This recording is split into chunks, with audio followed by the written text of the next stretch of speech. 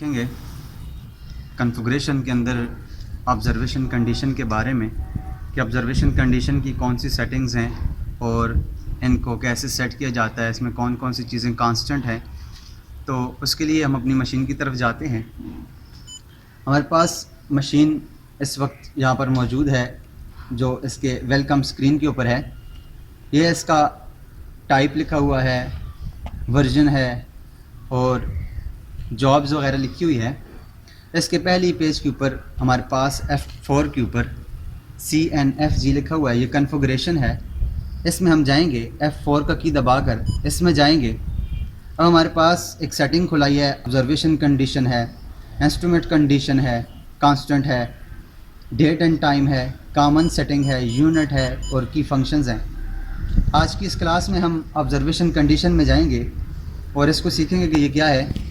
تو پہلے ہی observation condition میں جانے کے لیے میں انٹر کا بٹن دباؤں گا اپنے کی بورڈ کے اوپر۔ اب ہم آبزرویشن کنڈیشن میں آ گئے ہیں۔ اس میں سب سے پہلے ہے C&R کوآرڈینیشن۔ یہ ہمارے پاس کانسٹنٹ ویلیو ہوتی ہے جس میں یہ K = 0.14 بھی ہوتا ہے، K = 0.20 بھی ہوتا ہے اور 9 بھی ہوتا ہے۔ کہیں پر کسی ٹرانسلیشن کے اندر یہ K جو کانسٹنٹ ہے یہ 0.20 ہوتا ہے۔ اس کے بعد ہمارے پاس جو آگے ہے یہ ورٹیکل آبزرویشن ہے۔ ورٹیکلی جب آبزرو کرتا ہے، اس کا جو ہمارے پاس ہم اس کو ورٹیکلی پڑھتے ہیں، ٹیلیسکوپ جو ہوتا ہے ورٹیکلی اس کو پڑھتا ہے، تو اس کے اندر سیٹنگ ہے ورٹیکل آبزرویشن کی۔ زینت ہے، ورٹیکل ہے، ورٹیکل +90° ±90° ہے اور زینت ہے۔ یہ ہمارے پاس زینت زیادہ تر جو 90° میں ہوتا ہے، بالکل ایکوریٹ 90° میں ہوتا ہے، وہ زینت ہوتا ہے، تو اس کو ہم یہاں پر رکھتے ہیں۔ اس کے بعد ٹلٹ کی کوآرڈینیشن ہے۔ ٹلٹ جو ہم مشین کو تھوڑا بہت ٹلٹ ہوتی ہے ہمارے پاس، تو اس کا ہے یہ ہمارے پاس مشین ٹلٹ کی کنڈیشن میں ہو یا نہ، اس کے لیے 1 ایکسس پہ ہو، اس کے علاوہ یا نہ ہو، تو یہاں اس کے اندر ٹلٹ کنڈیشن 9 ہی ہم رکھیں گے۔ اس کے بعد ہمارے پاس ہے ڈسٹنس موڈ۔ ڈسٹنس موڈ جو ڈسٹ لے، جو یہ فاصلہ پیمائش کرے، تو وہ سلوپ ڈسٹنس لے، ایچ ڈسٹنس ہورزنٹل ڈسٹنس لے یا ورٹیکل ڈسٹنس لے۔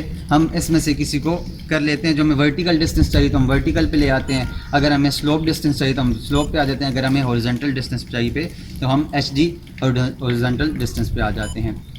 اس کے بعد ہمارے پاس آگے ہے پاور آف آن، یہ ہے 30 منٹ۔ پاور آن آف کیا ہے کہ ہمارے پاس مشین جب بھی ہم کام کر رہے ہوتے ہیں تو کام کرنے کے دوران اکثر ایسا ہوتا ہے کہ ہم کام کو چھوڑ دیتے ہیں، ہم کام اس کے اوپر نہیں کر رہے ہوتے، تو کام کرنے کے دوران اگر ہم نے مشین کو چھوڑ دیا، ہمیں بھول گیا یہ پاور آف کرنی، تو یہ 30 منٹ کے بعد آٹومیٹیکلی آف ہو جائے گی۔ آپ اس پاور آف کو 30 منٹ رکھنا چاہتے ہیں، یا اگر اس کو آف کرنا چاہتے ہیں کہ ہم اس کو نہیں رکھنا چاہتے، یہاں سے آف کر لیں یا 30 منٹس رکھ لیں، تو اس کے لیے پاور آن آف کو ہم کر سکتے ہیں۔ اس کے بعد ہے ہمارے پاس کوآرڈینیٹس۔ کوآرڈینیٹس ہیں ہمارے پاس ZNEZ ہے، نارتھ ایسٹ، اور اس کی جو ہمارے پاس ہائٹ ہوتی ہے وہ ہے، اور دوسرا ہمارے پاس اگر ہم اسکرال کے بٹن کو دبا کے آگے جائیں تو ہمارے پاس ایسٹ، نارتھ اور زیڈ آ گیا ہے۔ تو اس میں سے جو ہم رکھنا چاہتے ہیں، پہلے ہمیں نارتھ کی ویلیو چاہیے تو ہم یہ رکھ لیں، اگر ہمیں پہلے ایسٹ کی ویلیو چاہیے تو ہم اس کو رکھ لیتے ہیں۔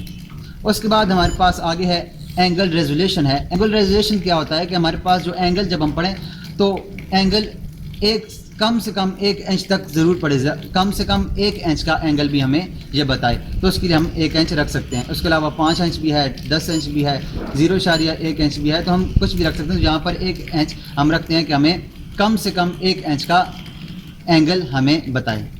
اس کے بعد ہے ہمارے پاس ڈسٹنس ریزولیشن۔ ڈسٹنس ریزولیشن کیا ہے کہ ہمیں یہ مشین 1 ملی میٹر تک کا ڈسٹنس ہمیں بتائے، کہ اگر ہم 1 ملی میٹر کا اس کے اندر بھی ڈسٹنس کر رہے ہیں، پیمائش کر رہے ہیں، تو ہمیں بتائے۔ اس کے علاوہ ہم 0.1 بھی ہے اور 1 بھی رکھ سکتے ہیں۔ اس کے بعد ہمارے پاس جو اگلا ہے وہ کی بیپ ہے۔ کی بیپ ہوتا ہے کہ ہم جو بٹن دباتے ہیں تو یہ آواز کر رہا ہے، تو اس کی جو بیپ کی آواز آ رہی ہے، یہ بیپ کی آواز کو اگر ہم آف کرنا چاہیں، یہاں سے آف کریں، تو اب اس کی یہ بیپ کی آواز ختم ہو چکی ہے۔ ہم اس کو آن کریں گے تو اب یہ اس کی بیپ کی آواز شروع ہو چکی ہے۔